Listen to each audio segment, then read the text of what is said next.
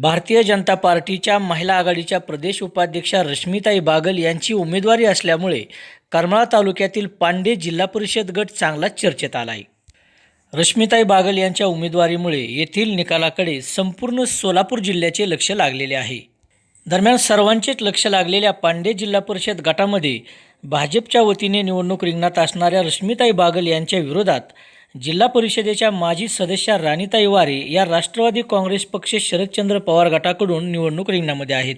याशिवाय करमाळा तालुका विकास आघाडीच्या वतीने ज्योतिताई सावंत यांनी देखील आव्हान निर्माण केलेले आहे। तर राष्ट्रीय समाज पक्षाच्या वतीने गुणाबाई रंधवे या निवडणुकीच्या रिंगणामध्ये होत्या। एकूणच पांडे जिल्हा परिषद गटामध्ये चौरंगी अशी लढत झालेली असून येथील निकालाबाबत प्रचंड मोठी उत्सुकता करमाळा तालुक्यासह सोलापूर जिल्ह्यामध्ये देखील निर्माण झाली आहे।